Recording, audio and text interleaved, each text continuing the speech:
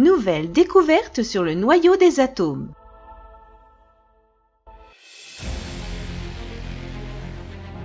Nouvelle explication de la nature du noyau, de sa structure et de la création des isotopes.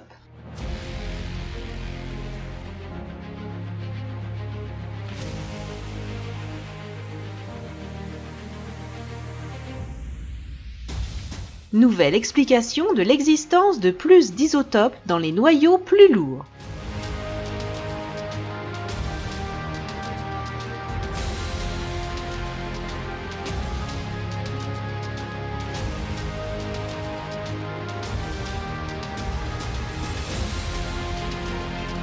Nouvelle explication de la radioactivité des éléments radioactifs et de la fission des noyaux plus lourds en noyaux plus légers.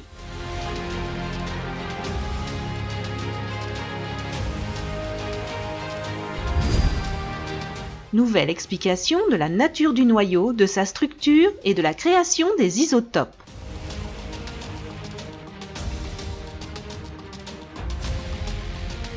Nous savons tous que les étoiles ont la plus grande masse de l'univers et qu'environ 90% de la masse des étoiles est constituée d'hydrogène. Dans les réactions de fusion des étoiles,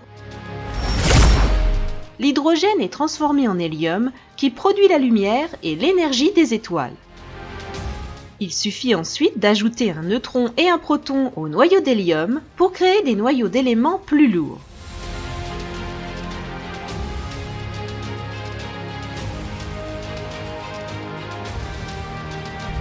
Nous allons maintenant vérifier la réaction de production de l'hélium à partir de l'hydrogène. Comme nous le savons, plus de 99,9% des atomes d'hydrogène disponibles ne possèdent qu'un électron et un proton.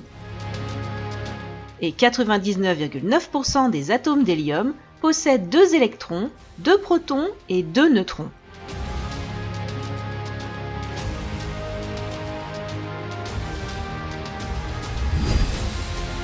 D'autre part, selon la théorie de Saleh, bien que les électrons, les protons et les neutrons soient tous constitués de photons, leurs structures sont différentes. L'électron est en fait une sphère creuse dans laquelle les photons constitutifs sont situés sur son enveloppe. Le proton est une sphère dense dont le rayon est d'environ 1/3 de celui de l'électron. Et le neutron est une sphère avec le noyau du proton et l'enveloppe de l'électron avec un espace vide d'environ 2 fois le rayon du proton.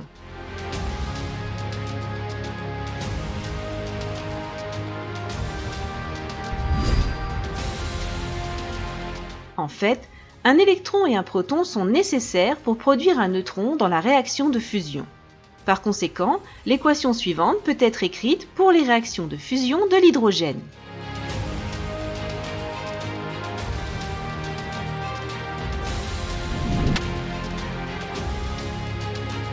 Nous avons donc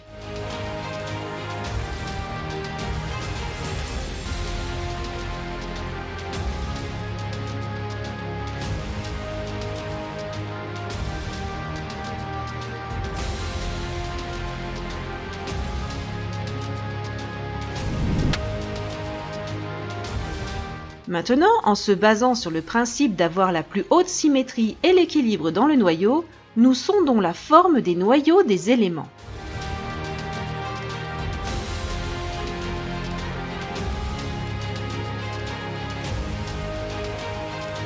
Hydrogène.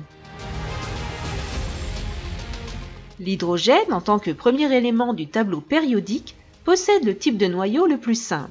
Mais pour le noyau de l'élément suivant, l'hélium, nous pouvons imaginer un modèle qui présente la plus grande symétrie et le meilleur équilibre.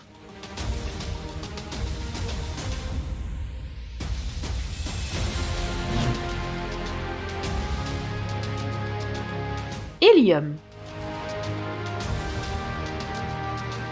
Bien que les neutrons n'aient pas de charge, mais comme mentionné précédemment, l'enveloppe des neutrons a une structure électronique. En d'autres termes, l'enveloppe d'un neutron est l'électron avec la propriété de charge négative. Cette propriété fait que les protons ayant une charge positive sont attirés par les neutrons.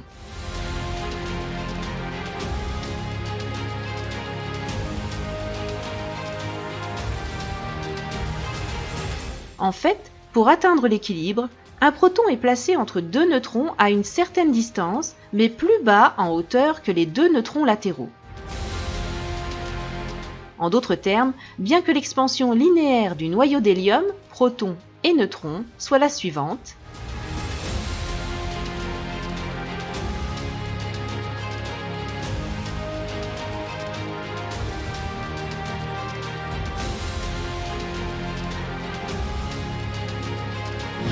Mais pour atteindre plus de stabilité et de durabilité, le dernier proton s'attache au premier neutron. C'est la forme la plus symétrique et la plus stable possible pour le noyau d'hélium.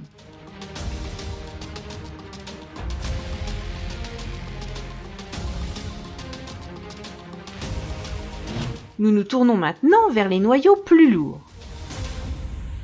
Lithium.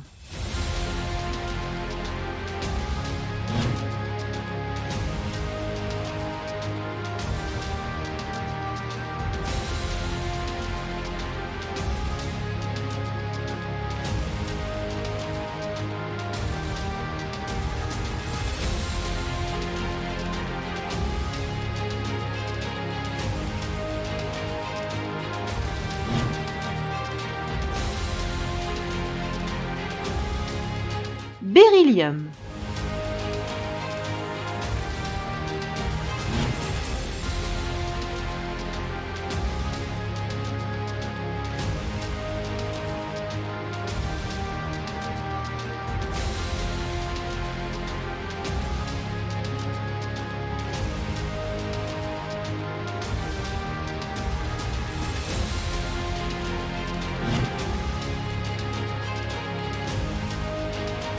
Bore.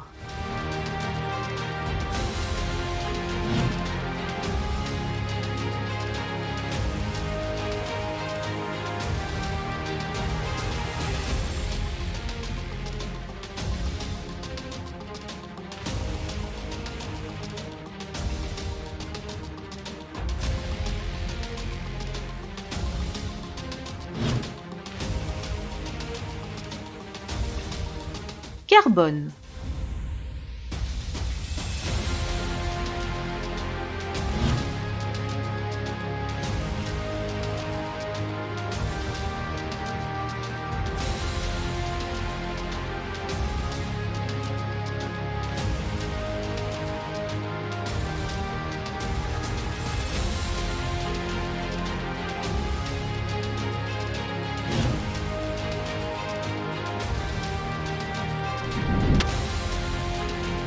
Si nous voulons créer des éléments plus lourds de la même manière, nous n'avons plus un noyau atomique compact, mais un grand anneau de protons et de neutrons, ce qui contredit la description du noyau et les résultats de l'expérience de Rutherford, qui montre la présence d'un noyau de masse élevée au centre de l'atome.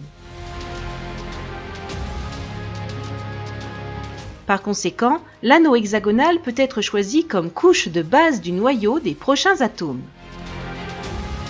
Étant donné que la plupart des isotopes stables des éléments à protons égaux ont des neutrons supplémentaires, il est possible de définir les isotopes de tous les éléments en se basant sur la forme hexagonale et en passant à la couche supérieure en augmentant le numéro atomique.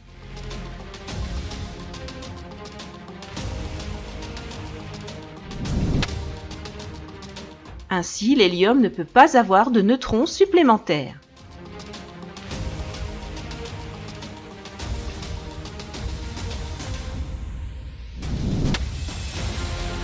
Le lithium ne peut avoir qu'un seul neutron supplémentaire.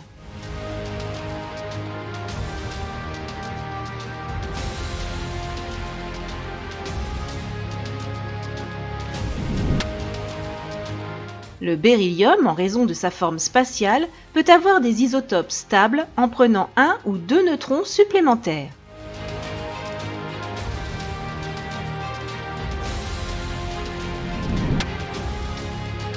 Le bore peut aussi avoir un ou deux neutrons supplémentaires.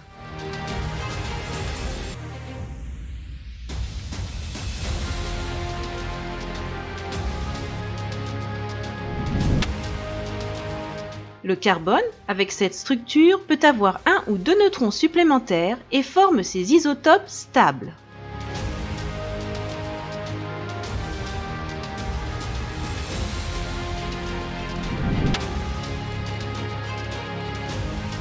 En fait, cette couche de structure en anneau hexagonal est une explication du nombre d'isotopes et de leur formation.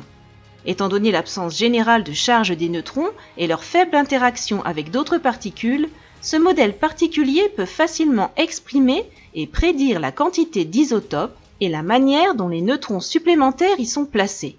En fait, on peut dire que l'explication du nombre d'isotopes et du nombre de neutrons supplémentaires possibles pour chaque élément est l'une des raisons majeures de la justesse de cette structure.